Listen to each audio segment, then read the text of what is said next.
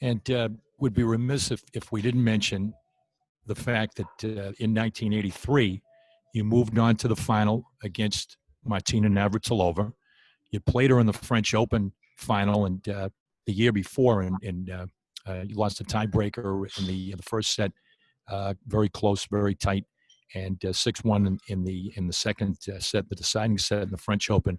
And 25 years later, you came out and recounted the story behind the story about that final, just to give us the perspective and your insight that you did bring out many years later about what surrounded circumstances of you playing Navratilova there, center court, Wimbledon in the championship. Well, obviously that story wasn't going to miss your radar, given how you know things. But two things on that. One, it's interesting. I don't know if you saw the piece this morning. Michael Phelps. There's an HBO documentary that's out today. And it's like called Weight of Gold, and it's about Michael Phelps. I haven't watched it yet because it comes out tonight.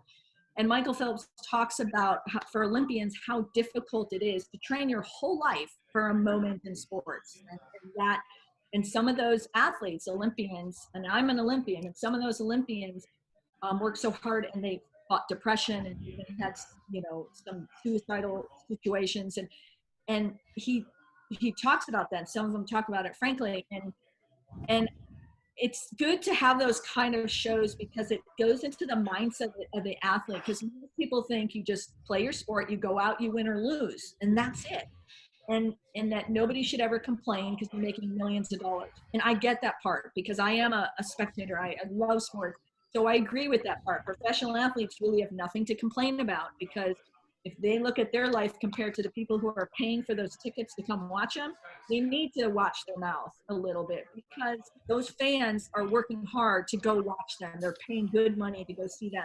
So some complaints of life they have to handle. And it's one of the reasons why I never said anything for so long on the situation with my Wimbledon final, is because as a professional athlete, I just, try to respect the game in a certain way. And I just was in a situation where it was difficult as a teen to navigate. And I had beaten Martina in the tournament before on grass at Eastbourne, and I was playing phenomenal. We just talked about my semis, but you never know what's going to happen in a match. Everybody, you wake up one day, you're not playing great. But what happened with my final is the day before my final, my dad was, as we talked about, a fantastic coach.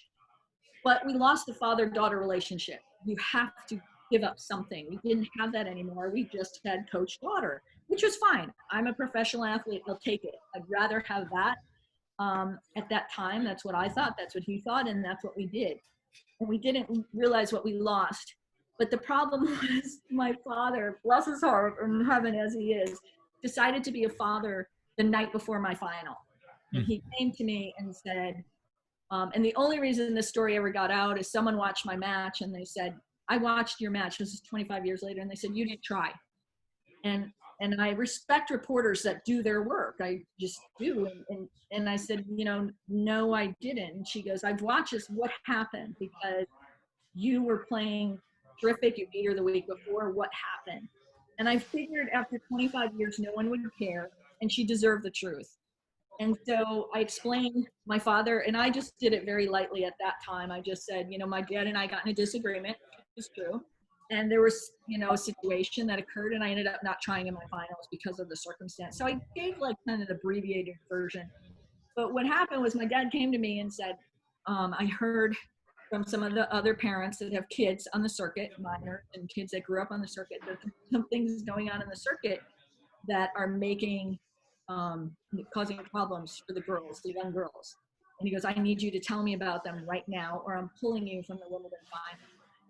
And I was like, okay, so now you're going to have this conversation. So I just asked politely, and I've never defied my father. I just said, let's talk about it when we get home. And in one side of me, I was so relieved that finally, after all these years on the circuit, I could have a conversation with my family about some things that I felt horrible, horrific.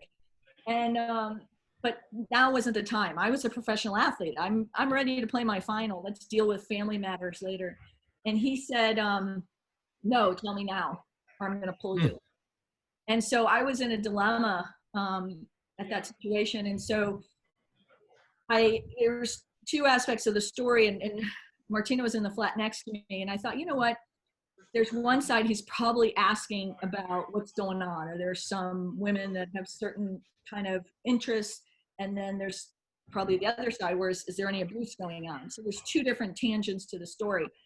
And I thought, well, if I can just give him one, maybe he'll be okay, and that's it. So I thought, this isn't my story to tell. I need to talk to Martina and see. Completely forgetting that, not forgetting that we have a final, but remembering I take tennis on the tennis court. I don't live tennis off the tennis court. I've never been that way. So she lived next door to me, knock on the door, or stay next door to me at the tournament. Ran to her door, was thinking logically as a teenager, I'll just ask Martina, do you mind if I tell my dad some of the things that are going on in the circuit? Your choices are fine. I have no problem, your choices. You're not someone that's in abusive situation that I've encountered. But if I can tell him this part, maybe he'll be okay. And that was just my logic. It wasn't my story to tell. It was her story on that part of it. And I went, the person in her flat opened the door, and I went up there, and you walk up these stairs, and she was sitting across from the kitchen in this like little dining area and watching TV. And she turned and looked at me, and I'm kind of upset. I had not a lot of tears because I don't cry much, but you could tell I wasn't like happy-go-lucky. And she turned around, looked at me, saw that, and turned back and watched TV. And all of a sudden it dawned on me, oh my gosh, I forgot this is the women's professional tennis circuit. These people take their tennis to a different level. They take it home. And I thought, now I've just disrupted the person's concentration who I'm playing in the finals tomorrow. I need to leave. I need to leave immediately because sportsmanship is like important to me. And I want to make sure that however she's concentrating for the final, she has that final. I don't want her to feel sorry for me. I don't want her to be upset about what had happened. I just need to go. So went in the kitchen, and the person that had let me in had said, Andrea, you don't look okay. Are you okay? And I go, not really, but I don't think Martina wants to talk about it. This isn't the time for her either. Can I just use your phone to call a cab? And that was it. I left her place. I got in a cab. I walked around to try in the restaurant area to find people that I could talk about on the go-to tour and say, look, I need to talk to my dad about this. He deserves the truth. There's some really abusive power, some horrible things that I've encountered. I'd like to talk to him about it. He wants to talk about it tonight. And how do I handle this? You're the PR people, you're the media people, you're the director. How do I handle it? So I went and found one of those people in a restaurant, saw them in the restaurant, and she was in a personal circumstance at the restaurant. Oh, wow. I'm like, okay, that's not going to work. And then, so I kept trying to find someone to go, this is a unique situation. How do I handle it? How can I handle it and still play the Wimbledon final? And realized I couldn't go back to my flat. This happened in the evening. I couldn't go back. And so if I didn't go back to the flat, then I wouldn't have defied my father.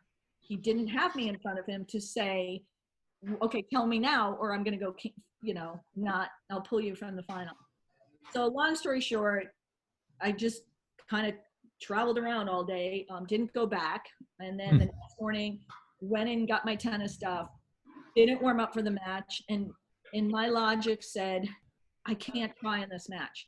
If I win, Martina can go and say, Andrea came over here and disrupted my concentration, and now I'm the villain. Now I'm a villain who's a horrible person who ruined her concentration for a Wimbledon final. And I'm like, character's more important than winning Wimbledon for me. My dad shouldn't get in trouble for this one because he didn't do anything, and she might blame it on my father because it might come to, well, my dad asked me a question, and I'm like, I'm not going to blow up women's tennis today. I'm just not. I'm not going to be that person. And so I didn't try my Wimbledon final. And my dad knew it and never asked me the question again, unfortunately. He never did. And I went home and I went to the press conference, and I knew in the match, I'm like, okay, if Martina gets ahead, her confidence builds. So just let her get ahead. She'll start playing freely. She'll start playing better. When you get ahead of her, she kind of panics a little. And so I knew that. And then I let her get ahead. And then I thought, oh, wait a minute, TV timeouts. I can't make this too easy for her because people pay for commercials. I need to make it a little closer in the second set because of TV commercials.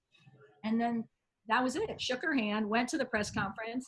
No one asked me a question, so I never lied about the situation. They never asked me, did you try? They said, wow, Martina's really good on grass. And I said, you're absolutely right. She's great on grass. And left it at that. And 25 years later, someone contacted me and said, you didn't try. And so I answered them honestly and said, no, I didn't. And they said, why? And I said, I had a disagreement with my father.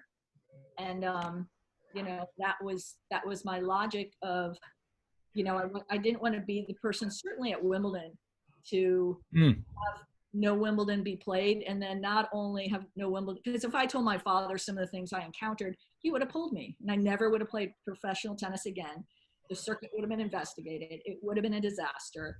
And therefore, we were on such a great launch of so many fantastic things in women's tennis. I didn't want to ruin it for little kids looking up to people. I mean, that was, you know, when you think about when you're 17, 18 years old, what's your best logic? That was my best logic. And there was nobody else in the supportive system in that environment at that time that could have stepped in to solve it any other way. And such is life.